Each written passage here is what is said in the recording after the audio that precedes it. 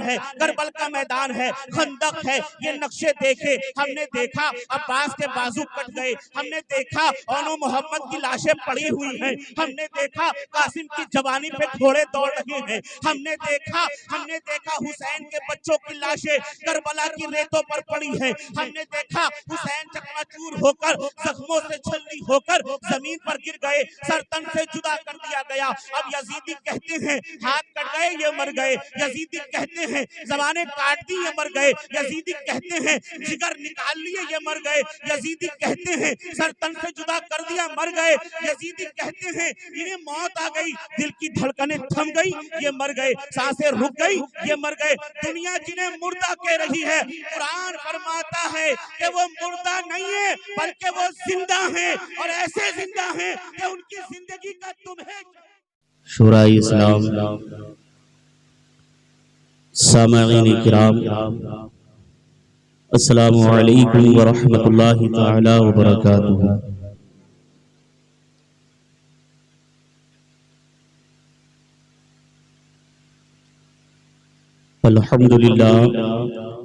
अल्हम्दुलिल्लाहि रब्बिल आलमीन वस्सलातु वस्सलामु अला सय्यदिल अंबियाइ वल मुरसलीन व अला आलिहि व अस्हाबिहि अजमईन। अम्मा बअद फ़अऊज़ु बिल्लाहि मिनश शैतानिर रजीम। बिस्मिल्लाहिर रहमानिर रहीम। क़ाल अल्लाहु तबारक व तआला फ़िल क़ुरानिल करीम, कुल्लु नफ्सिन ज़ाइक़तुल मौत। सदक़ल्लाहुल मौलाना अज़ीम व बल्लगना रसूलुहुन नबियुल अमीनुल मकीनुल मुईनुल करीम व नहनु अला ज़ालिका लमिनश शाहिदीन वश्शाकिरीन वल्हम्दुलिल्लाहि रब्बिल आलमीन। आइए निहायती अक़ीदत व मोहब्बत के साथ आक़ाए दो जहां सरवरे कौनो मकाम हुज़ूर सय्यदे आलम नूर मुजस्सम हादी सुब्ल रहमते कुल सल्लल्लाहु तआला अलैहि वसल्लम की बारगाह बेकसपनाह में निहायती अक़ीदत व मोहब्बत के साथ दुरूद शरीफ पढ़िए अल्लाहुम्मा सल्लि अला सय्यदिना शफ़ीना हबीबिना नबियना मौलाना मुहम्मद व बारिक वसल्लिम सल्लु अलैहि सलातन व सलामन अलैका या सय्यदी या रसूलल्लाह सल्लल्लाहु तआला अलैहि वसल्लम। गौसे आज़म बमनी भी सरुसामा मददे क़िबला-ए दी मददे काबा-ए ईमा मददे बगिरदाबे बला उफ्ताद कश्ती ज़ईफ़ाने शिकस्तरात पुश्ती बहक़्क़े ख्वाजा-ए उस्मान हारून मदद कुन या मुईनुद्दीन चिश्ती। अज़-पे सदरुल अफ़ादिल शेख़ मन जद्द मन बद्रे मुनीर कीजिए इमदाद हम सब की गौसे आज़म दस्तगीर। आइए और एक मरतबा आक़ाए करीम की बारगाह में दरूद शरीफ का नजराना पेश कर लें। पढ़िए अल्लाहुम्मा सल्लि अला सय्यदिना शफ़ीना हबीबिना नबियना मौलाना मुहम्मदिन व बारिक वसल्लिम सल्लु अलैहि सलातन व सलामन अलैका या सय्यदी या रसूलल्लाह सल्लल्लाहु तआला अलैहि वसल्लम।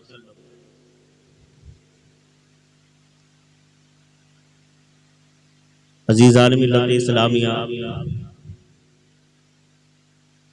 आज हम और आप यहाँ पर जनाब मरहूम मग़फ़ूर मुज़फ़्फ़र खान साहब नईमी के इसाले सवाब के लिए इकट्ठा हुए हैं।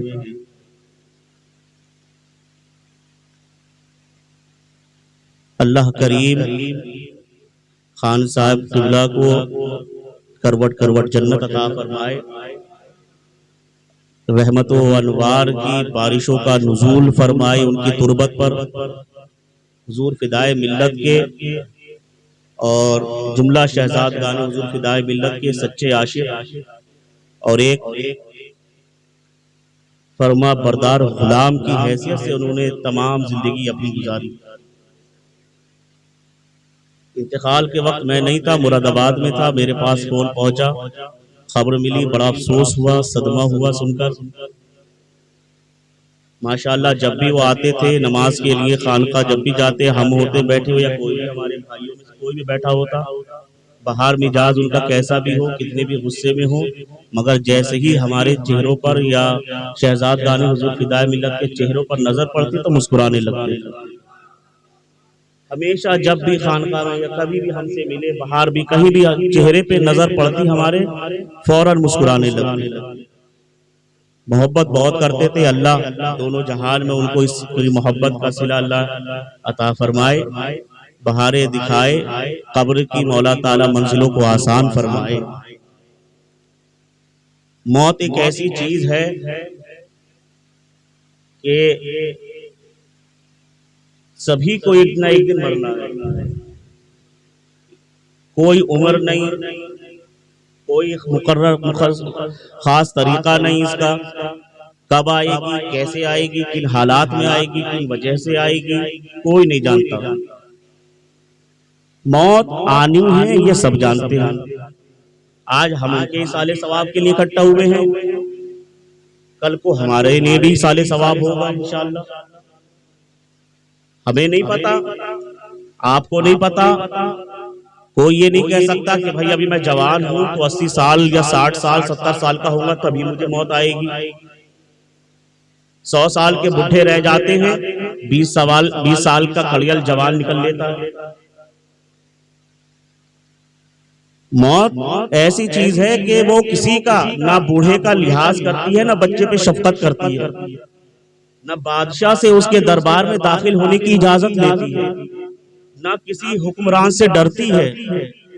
बस जब हुक्म रब्बी होता है, चाहे वो मुसलमान हो, काफिर हो, यहूदी हो, नसरानी हो, सुन्नी हो, शिया हो, वहाबी हो, किसी भी मसलक से हो, किसी भी मजहब से भी हो, किसी भी मकतबे फिक्र से उसका ताल्लुक हो, जब हुक्म रब्बी हो जाता है, मलकुल मौत पहुंच जाते हैं, रूह कब्ज कर लेते हैं, मौत आ जाती है। कुरान करीम में इसी मफ़हूम को अल्लाह तबारक व तआला ने फरमाया, कुल्लु नफ्सिन ज़ाइक़तुल मौत, हर नफ्स को मौत का मजा चखना है। जो कुछ है वो फना होने के लिए है, सिर्फ और सिर्फ बाकी रहेगा तो अल्लाह रब्बुल इज्जत जल्ल जलालहु व अम्मा नवालुहु की जात है जो बाकी रहने वाली है। मौत सबको आनी है, मरना सबको है, कोई इससे नहीं बच सकता। जमी खा गई आसमां कैसे कैसे। रुस्तमे जमाना या अपने वक्त का कोई बड़ा ताजिर, बड़ा बिजनेसमैन हो, बड़ा पावरफुल नेता हो, जाकर कब्र में देख लीजिए, जैसे एक गरीब की कब्र है वैसे ही अमीर की कब्र ऊपर से है, अंदर तो सबके आमाल अपने अपने हैं। आमाल किसके कैसे हैं ये तो अंदर का हाल है, लेकिन मरने के बाद जगह अमीर को भी उतनी मिलनी है, गरीब को भी उतनी मिलनी है। कफन के टुकड़े अमीर को भी उतने ही मिलने हैं, फकीर को भी उतने ही मिलने हैं। ये मौत जो है ना, ये सब कुछ जो तखसीस है, जो दुनिया में ऊंची नीच और भेदभाव है, सब खत्म कर देती है। ये किसी को नहीं छोड़ती। अल्लाह का हुक्म जब होता है, मलकुल मौत आते हैं और रूह कब्ज कर लेते हैं। हाँ, ये अलग बात है कि आमाल जिसके जैसे होते हैं, मौत के वक्त वैसे ही हालात नमूदार होते हैं। जैसे जिसके हालात, जैसे जिसके आमाल, जैसे जिसके कारनामे, वैसे ही उसका निज़ा का वक्त होता है। हमने तो बस यही समझा कि जो चल रहा है वो जिंदा है, जो टहल रहा है वो जिंदा है। हम तो यही जानते जो खा पी रहा है वो जिंदा है। हमने तो यही जाना जो आंखों से देख रहा है वो जिंदा है। हमारी समझ तो यही काम करती है, जो जबान से बोल रहा है वो जिंदा है। जिसकी धड़कनें सलामत है, दिल धड़क रहा है वो जिंदा है। जिसकी रगों में खून की रवानगी बाकी है वो जिंदा है। क्यों? हम इसी को जिंदा कहते हैं ना। चल फिर रहा है, हाँ भाई ये जिंदा है। खा पी रहा है जिंदा है, बोल चाल रहा है जिंदा है, टहल रहा है जिंदा, हम इसी को जिंदा कहते हैं। हमारे ख्याल और तसव्वुर और फिक्र में यही जिंदगी है, जिंदगी इसी का नाम है, हम इसी को जिंदगी कहते हैं। कि एक शख्स बाजारों में टहल रहा है वो जिंदा है, हम इसी को जिंदगी समझते हैं, हम इसी को जिंदगी समझते हैं। कुव्वत गोयाई सलामत है, हम कहते हैं भाई जिंदा है। कुव्वत बसारत सलामत हम कहते हैं जिंदा है। कुव्वत गोयाई सलामत है, हम कहते हैं जिंदा है। कुव्वत समावत सलामत है, हम कहते हैं जिंदा है। दिल की धड़कनें चल रही हैं, हम कहते हैं जिंदा है। नफस बाकी है, हम कहते हैं जिंदा है। हम इसी को जिंदा कहते हैं। मगर आप कुरान से पूछो, ऐ कुरान तू बता, क्या चलने फिरने वाले जिंदा हैं? क्या बोलने वाले जिंदा हैं? क्या खाने पीने वाले जिंदा हैं? तो कुरान बताता है कि जिंदा कौन लोग हैं और मुर्दा कौन लोग हैं। कुरान ने एक नक्शा खींचा, मक्के का नक्शा है। मक्के का नक्शा आज से 1400 साल पहले का खींचा। अबू जहल मक्के के बाजारों में टहल रहा है, खाना खा रहा है, पी रहा है, दूधो बाश कर रहा है। अबू लहब मक्के के बाजारों में टहल रहा है, खा रहा है, पी रहा है। दुनिया उन्हें जिंदा कह रही है, कहती है इनकी ज़बान सलामत है, कहती है इनकी बसारत सलामत है, कहती है इनकी कुव्वत गोयाई सलामत है, कहती है इनकी समाज सलामत है, कहती है ये चल फिर रहे हैं सलामत है। अबू लहब सलामत है, अबू जहल सलामत है, उतबा सलामत है, शैबा सलामत है, कुफ्फारे मक्का सलामत है। मगर कुरान क्या कहता है? ऐ महबूब आप फरमा दिए सुम्मुम बुकमुन उम्युन फहुम ला यरजिऊन। अबू जहल चल फिर रहा है मगर मुर्दा है, खा पी रहा है मगर मुर्दा है, टहल रहा है मगर मुर्दा है, सुन रहा है मगर मुर्दा है। ऐ हबीब जो आपसे मोहब्बत नहीं रखता, जिसके दिल में आपकी मोहब्बत नहीं, जिसके दिल में आपकी चाहत नहीं, जिसके दिल में आपसे अकीदत नहीं, जो आपसे उल्फत नहीं रखता, सुम्मुम बुकमुन उम्युन फहुम ला यरजिऊन, उसकी आंखें सलामत नहीं, उसके कान सलामत नहीं, उसकी गोयाई सलामत नहीं। ये नक्शा हमने देखा। अब दूसरी तरफ पलट कर चलो, एक दूसरा नक्शा देखते हैं। अब बद्र का मैदान है, उहद का मैदान है, करबल का मैदान है, खंदक है। ये नक्शे देखे, हमने देखा अब्बास के बाजू कट गए, हमने देखा ओनो मोहम्मद की लाशें पड़ी हुई हैं, हमने देखा कासिम की जवानी पे घोड़े दौड़ रहे हैं, हमने देखा हुसैन के बच्चों की लाशें करबला की रेतों पर पड़ी है, हमने देखा हुसैन चकनाचूर होकर जख्मों से छलनी होकर जमीन पर गिर गए, सरतन से जुदा कर दिया गया। अब यजीदी कहते हैं हाथ कट गए ये मर गए, यजीदी कहते हैं जबानें काट दी ये मर गए, यजीदी कहते हैं जिगर निकाल लिए ये मर गए, यजीदी कहते हैं सरतन से जुदा कर दिया मर गए, यजीदी कहते हैं इन्हें मौत आ गई, दिल की धड़कनें थम गई ये मर गए, सांसें रुक गई ये मर गए। दुनिया जिन्हें मुर्दा कह रही है, कुरान फरमाता है कि वो मुर्दा नहीं है बल्कि वो जिंदा है, और ऐसे जिंदा है कि उनकी जिंदगी का तुम्हें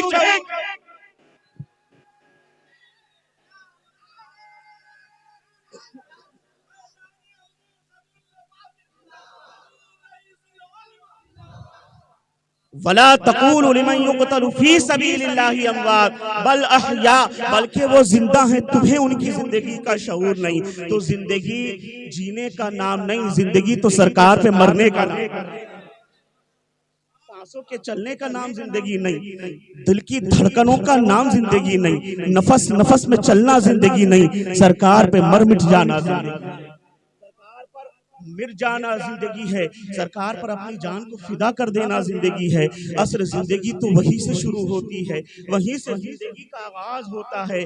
अजीज़ान मिल्लत इस्लामिया, ये मौत है और ये जिंदगी है। जिसने हुजूर की मोहब्बत को दिल में बसा लिया, जिसने सरकार की मोहब्बत को दिल में बसा लिया, हकीकत में वही जिंदा है। कुरान ऐलान फरमाता है बल अहया, वो जिंदा है, तुम्हें उनकी जिंदगी का शऊर।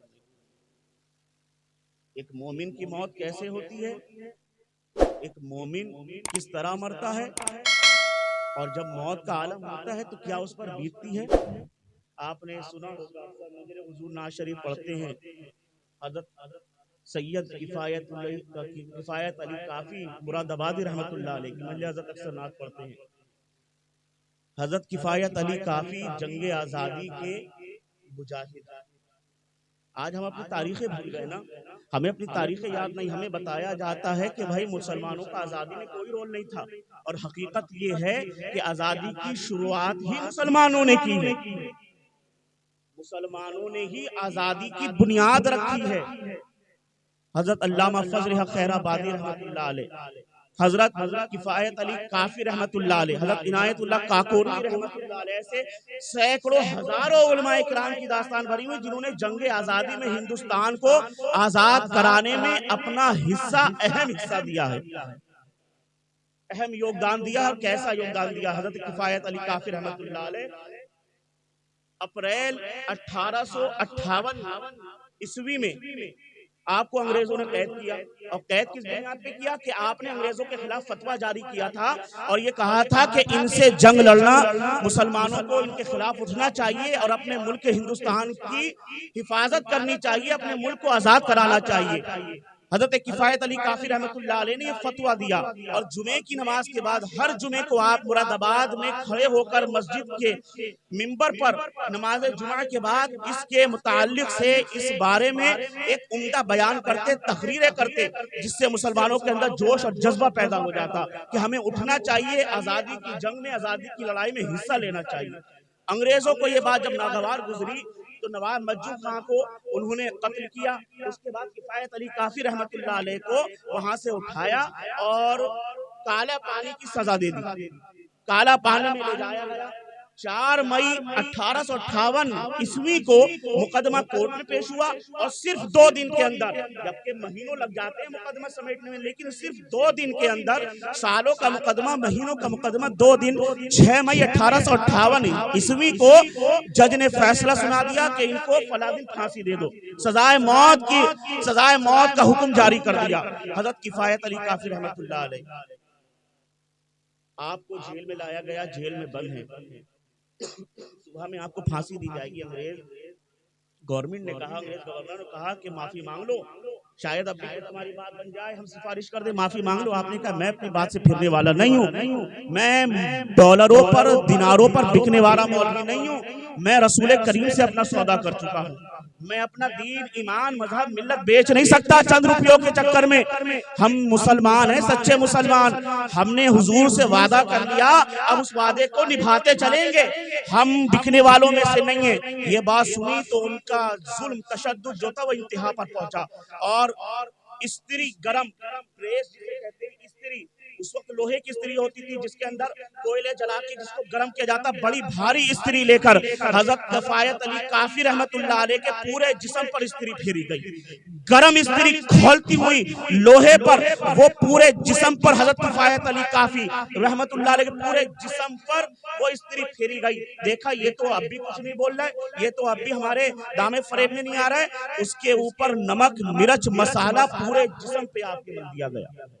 जले हुए बदन पर, पूरे जिस्म को, पूरे बदन को हजरत के गरम स्त्री से जलाया गया और जलाने के बाद पूरे जिस्म पर मसाला, नमक, मिर्च पूरे जिस्म पे लगा दिया। हमारी जरा सी उंगली कट जाए ना, अगर दाल भात खाते तो खाया नहीं जाता, जलन होती, मिर्चें मचती हैं। जरा सी उंगली कट जाए, मिर्चों में हाथ नहीं दिया जाता, नमक में हाथ नहीं दिया जाता, जख्मों पे नमक नहीं छिड़का जाता। यहाँ किफायत अली काफी हैं कि पूरे बदन पर आपके नमक, मिर्च छिड़क दिया, मल दिया उसको। शिद्दत, गम, तकलीफ इंतहा को पहुंची। उन्होंने सोचा जेलरों ने अब छोड़ दो इसको, सुबह का इसको क्या कहते हैं, फांसी की भी जरूरत नहीं होगी, सुबह तक तो ये ऐसी तकलीफ में दम तोड़ देगा, ऐसे ही मर जाएगा। वो जेल में छोड़कर सिपाही चले गए। हजरत किफायत अली काफी रहमतुल्लाह अलैह वहां किसी से मदद भी नहीं मांग सकते थे, किसी को पुकार भी नहीं सकते थे, मगर पुकारा उन्होंने लौ लगाई। कहाँ लौ लगाई है, कहाँ लौ लगाई है? गुंबदे खजरा के मकी की तरफ लौ लगाई है, आकाए दो जहां की तरफ लौ लगाई है, हुजूर की बारगाह में लौ लगाई। अर्ज करते हैं जले हुए दिल से, जले हुए जिस्म से, झुलसे हुए जिस्म से, तड़पती हुई रूह से, तड़पती हुई आवाज से कहते हैं अदरिकनी या रसूल अल्लाह, अदरिकनी या रसूल अल्लाह। और वो नबी उस उम्मती की फरियाद क्यों ना सुने, क्यों ना सुने जो उनको इस अकीदत से पुकार रहा हो, जो इस अकीदत से पुकार रहा हो। अल्लाह वो सुन लेंगे, फरियाद को पहुंचेंगे। इतना तो हो कोई जो आह करे दिल से, जब आह करी है, जब पुकारा है, तो अब हुजूर ख्वाब में दीदार नहीं करा रहे, बल्कि आका दो जहां सरवरे कौनो मका हुजूर सैयद आलम सल्लल्लाहु ताला अलैहि वसल्लम बनफ्से नफीस किफायत अली काफी के सामने खड़े हैं। हाथ फेर कर फरमाते मेरे बेटे क्या हुआ? हजरत किफायत फरमाते हैं या रसूल अल्लाह, कसम रब्बे काबा की, अगर मैं जानता कि प्रेस चलने से, ये नमक मिर्च लगने से आपका दीदार नसीब हो जाएगा, तो किफायत अली काफी इस जुल्म को सहने में देर नहीं करता।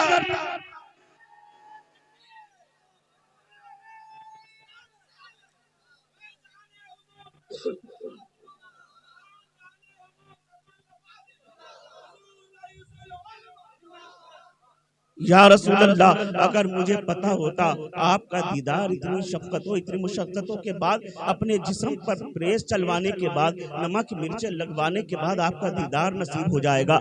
या रसूल अल्लाह, मैं तो कब के इसे अपनी जान हथेली पे रख के टहल रहा था, मुझे कब ये जुल्म इन्होंने पहले क्यों नहीं दे दिया, ये सख्ती इन्होंने मुझे पहले क्यों नहीं दे दी? इतना और जिसको हुस्ने यूसुफ का दीदार हो जाए, उंगलियां कटे पता न चले। यहाँ तो जमाले मुस्तफ़ा सामने था, रुखे मुस्तफ़ा सामने था। अब काफी की कैफियत बदल गई, अब काफी की कैफियत तब्दील हो गई। अब दर्द जो था दवा बन गया, अब जख्म जो था वो शिफा बन गया। अब सुबह में जेलर आया है, आकर देखा चलो लाश उठाई जाए, जाकर देखा किफायत अली काफी बैठे हुए मुस्कुरा रहे हैं। क्या बात, तुम मरे नहीं? तुम्हारे सामने क्या हुआ? कहा जो होना था वो हो गया, तुम अब फिक्र मत करो, हमें जो मिलना था वो मिल गया, जो इनाम हमें पाना था हमने पा लिया। तुम काहे की फिक्र करते हो? अब लेके चले हैं, अब कहाँ लेके जा रहे हैं? मक्तल की तरफ लेकर जाया जा रहा है, फांसी के फंदे की तरफ लेकर जाया जा रहा है। कोई दूसरा होता, जब मौत करीब होती है ना, होश फाख्ता हो जाते हैं, हवास उड़ जाते हैं, लोगों को ख्याल नहीं होता,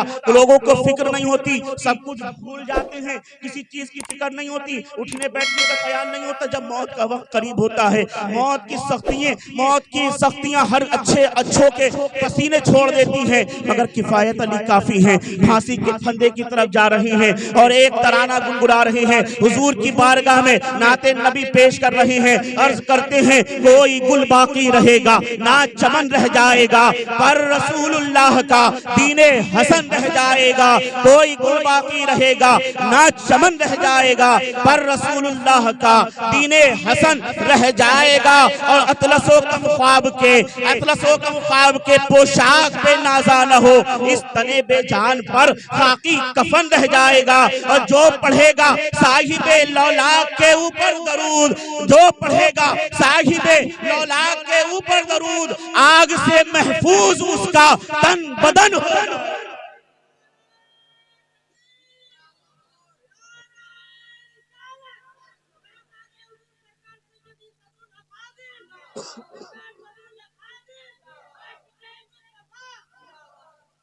अजीज़ान मिल्लत इस्लामिया, अभी आपने कुछ दिन कबल एक वीडियो देखी होगी, बहुत तेजी से वायरल हो रही है। कर्नाटक के एक बुजुर्ग का मजार खोदा गया, हुकूमत की जानिब से क्या मामला थे वो हमें नहीं जानना, हम ये देखते हैं वीडियो बहुत तेजी से वायरल हो रहा है। आप लोगों ने भी देखा होगा, तकरीबन 300 साल पुराना मजार शरीफ खोदा गया और जब उसमें से जसद निकाला गया, जिस्म निकाला गया, तो वहाँ के गैर मुस्लिम पुलिस अधिकारियों का ये कहना था कि हमने देखा सिर्फ कफन थोड़ा बहुत मैला था, जिस्म का हिस्सा पूरा का पूरा जिस्म पूरा का 300 साल जमीन में पड़े रहने के बाद, जमीन में गड़े रहने के बाद गुलामे मुस्तफा का ये हाल है, गुलामे का ये हाल है, नौकरे मुस्तफा का ये हाल है, आशिक मुस्तफा का ये हाल है। 300 साल जमीन में गड़े रहने के बाद उनके जिस्म पर जमीन ने कुछ असर न किया, मिट्टी ने कुछ नुकसान न पहुंचाया, जरा सा कफन सिर्फ मैला हुआ है, पूरा जिस्म सलामत है। जब आकाओं के गुलामों का ये हाल है तो मेरे आका का हाल क्या होगा? जब उनके गदा भर देते हैं शाहाने जमाना की झोली, मोहताज का ये आलम है, मुख्तार का आलम क्या होगा? होगा। मोहताज का जब ये आलम है, ये नुस्खा कौन दे रहा? किफायत अली काफी ने पहले दे दिया। वो बताते हैं कि जो पढ़ेगा साहिबे लौलाक के ऊपर दरूद, आग से महफूज उसका तन बदन रह जाएगा और सब मिट जाएंगे जहां से काफी वलेकिन हश्र तक, सब मिट जाएंगे काफी लेकिन हश्र तक नाते सरवरे कौनैन का जुबानों पर सुखन रह जाएगा।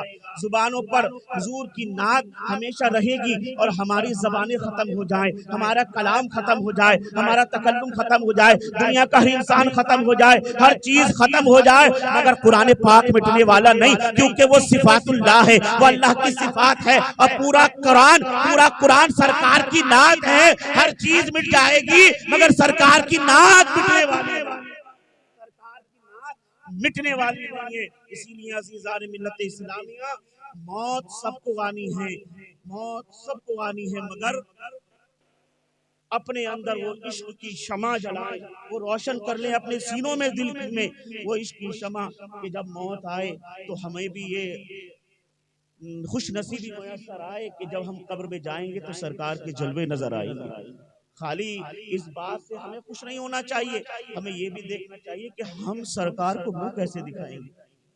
हमें सरकार को मुंह तो दिखाना है, हमें सरकार के सामने हाजिर भी तो होना है, हमें सरकार के आगे खड़ा होना है। क्या हम सरकार के सामने खड़े होने के काबिल हैं? क्या हमारे चेहरे इस लायक हैं कि हम हुजूर के रूबरू खड़े हो सके? क्या हमारी जबान इस लायक है कि हम हुजूर पर सलाम भेज सके? आप ये देखें, गौर करें अपने ऊपर। ये तो उनका करम है कि हमसे ये बातें बुलवा रही हैं, ये उनका करम है, हमें दरूद पढ़ने की सौगात मैसर आ रही है, वरना हमारी जबानें जंग से आलूदा हैं, गुनाहों से आलूदा हैं, हमारे जिस्म गुनाहों से नापाक हैं। हमारा हाल ये हो चुका है कि हमने गुनाह इतने कर लिए, इतने गुनाहों में मुलव्विस हो गए कि हमें अब न दीन की फिक्र रही, न हमें अब दुनिया की फिक्र रही, हमें किसी चीज का एहसास नहीं होता। अल्लाह के मुक़द्दस रसूल सरवरे कायनात सल्लल्लाहु अलैहि वसल्लम फरमाते हैं, जो जबान अल्लाह के जिक्र से गाफिल हो जाए उस जबान की मौत है, जो आंख अल्लाह की याद से गाफिल हो जाए उस आंख की मौत है, जो कान अल्लाह की याद से गाफिल हो जाए वो उस कान की मौत है, जो दिल याद खुदा से धड़कने से गाफिल हो जाए वो उस दिल की मौत है। अज़ीज़ान मिल्लत इस्लामिया, बस एक बात कहकर अपनी तकरीर को खत्म कर दूंगा। आज हम याद खुदा से कितने गाफिल हो गए, इतने गाफिल हो गए कि हमें किसी चीज की फिक्र नहीं होती, न हमें नमाजों की फिक्र है, न हमें किसी और नेक काम की फिक्र है, हमें घरों के अंदर न अच्छी तरबियत की फिक्र है, न अच्छे मामलात की फिक्र है। आज हमने अपने आप को गुनाहों में इतना मुलव्विस कर लिया, इतना मुलव्विस कर लिया कि ना हम दीन के काबिल रहे, ना दुनिया के काबिल रहे, ना हमने दीन ही सही से हासिल किया, ना दुनिया ही सही से हासिल की, ना हम दुनिया में कामयाब हो रहे हैं, ना दीन में कामयाब हो रहे हैं। इसीलिए हमें चाहिए कि हम अपने आका से सच्ची मोहब्बत करें, सरकार से सच्ची मोहब्बत करें, हुजूर के फरामीन पर अमल करें, हुजूर की बातों को सुने, उस पर अमल करें। इंशाअल्लाह आपकी दुनिया भी कामयाब, आपकी आखिरत भी कामयाब है। अज़ीज़ान मिल्लत इस्लामिया, आज हम कहीं सफर पे निकलते हैं ना, हम कहीं जाते तो हमारा हाल क्या होता है?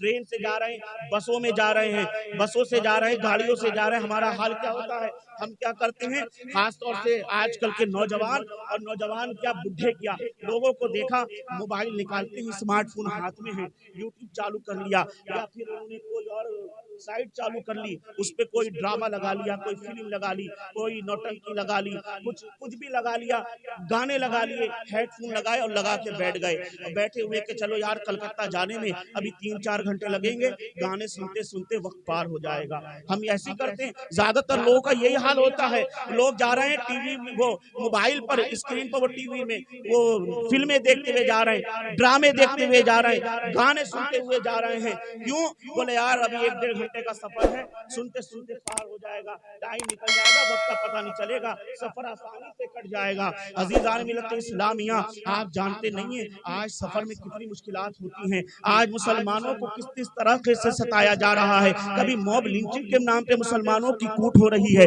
कभी लव जिहाद के नाम पे मुसलमानों को मारा जा रहा है, कभी दाढ़ी टोपी के नाम पे मुसलमानों को मारा जा रहा है, कभी बुर्के के नाम पे मुसलमान ख़वातीन को पर जुल्म तशद्दुद किया जा रहा है। मगर आप गफलत में सोए हुए हैं। आप ये कहते हैं कि चंद घंटे का रास्ता मोबाइल पर फिल्में देखते हुए, ड्रामे देखते हुए, कॉमेडी सीरियल देखते हुए चंद घंटे का रास्ता पार हो जाएगा। अल्लाह के मुकद्दस रसूल फरमाते हैं, जो शख्स बेहुदा बातें करता हुआ, बेहुदा कलिमात सुनता हुआ, बेहुदा गुफ्तगू करता हुआ सफर करता है, अल्लाह उस पर एक शैतान मुसल्लत कर देता है। वो शैतान रास्ते भर उसे परेशान करता रहता है। एक तो दुनिया के शैतान आपके पीछे पहले से पड़े हुए हैं, फिर वो शैतान भी आपके पीछे हाथ धो के पड़ जाता है।